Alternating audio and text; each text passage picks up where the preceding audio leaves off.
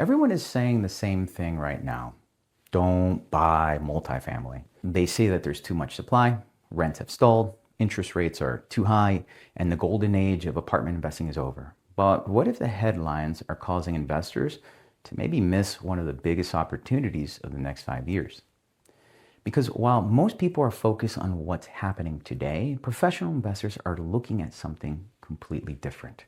They're looking at what happens when construction slows, demand stays strong, and millions of Americans still can't afford to buy a home. That's why some of the largest institutional investors are quietly increasing their exposure to multifamily, even while everyone else is waiting on the sidelines. And in this video, I'm going to show you exactly why multifamily real estate investing still makes sense in 2026. The three trends almost nobody is talking about, and the one metric I watch before investing a single dollar. This isn't about hype, it's about understanding where the market is going instead of where the headlines have already been. And by the end of this video, you'll know whether now is actually the worst time or one of the best times to invest in multifamily. Be sure to subscribe to our channel so you don't miss the next video revealing the questions I ask before investing, and if a deal fails even one, I walk away. Let's get into it. Right now, in 2026, multifamily is quietly setting up for one of the strongest runs we've seen in over a decade, and the investors who understand why are already positioning themselves. First, let me bust the biggest myth floating around right now. People hear rent growth is slow and they assume multifamily is a bad investment. That's like looking at a stock during a consolidation phase and calling it dead. It misses the bigger picture completely. Here's what's actually happening beneath the surface. The US is short an estimated 3.4 million single-family homes right now. That's according to CBRE's 2026 market outlook, and more than half of that has outstanding mortgages in this country. That's over $7 trillion worth are locked in at rates below 4%, which means existing homeowners have almost no incentive to sell. They're staying put. So what does that mean for renters? It means they can't buy one and they're not going anywhere. CBRE data from 2026 shows that the monthly cost of owning a home is now 105% more than the average monthly rent. Think about it. It costs more than double to own versus rent, and only 12.7% of renter households can even afford a median price home in their market, down from 17% just a few years ago. That's a structural demand floor for rental housing. It doesn't go away because of a slow quarter. Now, here's the other side of the equation, supply. The pipeline of a new multifamily construction has been collapsing. According to JLL's 2026 outlook, multi-housing development in the US is now down by more than 75% from its recent peak. In quarter one of 2026 alone, construction's dropped 30% year to year, according to CBRE. Less supply coming in. Demand stays strong. That's a setup. And here's the key metric you need to understand: net absorption. That just means, are more units getting leased than being delivered? And in quarter one of 2026, net absorption totaled 78,000 units. And for the first time in several quarters, absorption exceeded new completions. The market is tightening. That's not a dead asset class. That's a turning point. So let's build the actual case. Here are 5 concrete reasons why multifamily investment still makes sense right now. Reason number 1, vacancy is stabilizing and the trend is your friend. The national multifamily vacancy rate came in at 4.8% in quarter one of 2026. That's below the long-term historical average of 5%, according to CBRE.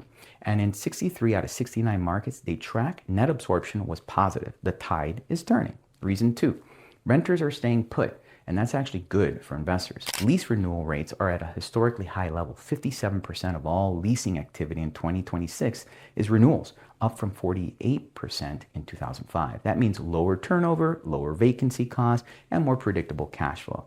And here's what most people miss. Renewal rents are growing faster than asking rents for new leases. So blended rent growth, which is actually what matters to your bottom line, is stronger than the headline suggests. Reason 3, the construction cliff is creating a future rent surge. CBRE's own analysts have said it plainly. As the construction pipeline continues to shrink, they expect further improvement in both occupancy and rents. Only around 240,000 units are being projected to be delivered in 2026, compared to over 450,000 2 years ago. Less supply means steady demand equals pricing power coming back to landlords. Reason 4.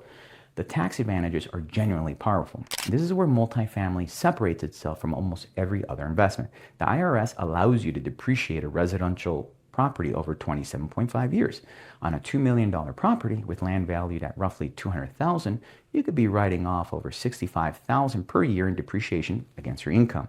That's a paper loss that reduces your tax bill, even while the property is generating real cash flow. And with 100% bonus depreciation now restored through the One Big Beautiful Act signed last year, you can potentially accelerate deductions on qualifying components in year 1.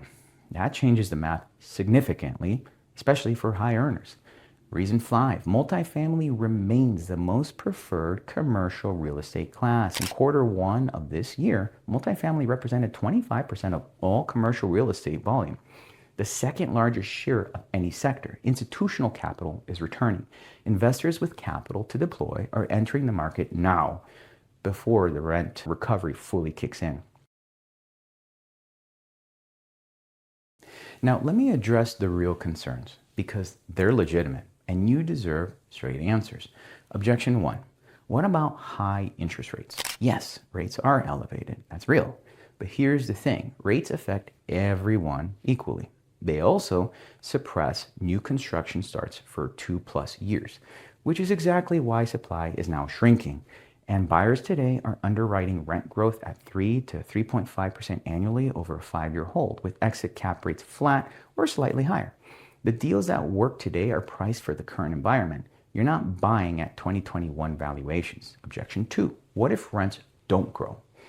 Even in a flat rent environment, you're still collecting income, still receiving depreciation benefits, and still building equity through loan paydown. Multifamily is not a one-trick pony. The return stack has multiple layers. And remember, blended rent growth, which includes renewals, is already running positive in most markets. Objection 3. I don't have time to manage properties, and you don't have to. The passive investing model, where you invest alongside experienced operators through something called syndications or private funds, lets you participate in the economics of one without being a landlord yourself. You're a capital partner. That's it. Now picture this. It's 3 years from now. The construction cliff has fully hit. Supply is at a multi-decade low. Rents are accelerating, and you're sitting on an investment that's been quietly compounding, generating monthly distributions, reducing your tax bill through something called depreciation, and building equity while you sleep. It's not a fantasy. That's what the data is pointing towards right now. If this resonated with you and you're a busy professional who wants to build long-term passive income through real estate without becoming a full-time landlord, then here's exactly what to do. Go to cardiarei.com. I've put together 2 free ebooks that you can download there on the site. And more importantly, there's a free 9-part passive investing masterclass that's completely free. I created all of that for you. Inside that training, I'll walk you through the exact framework that many investors use to build long-term passive income through real estate, step by step. In plain English, there's no get-rich promises. This is not how that works. Just a clear, conservative, repeatable process designed specifically for people such as yourself.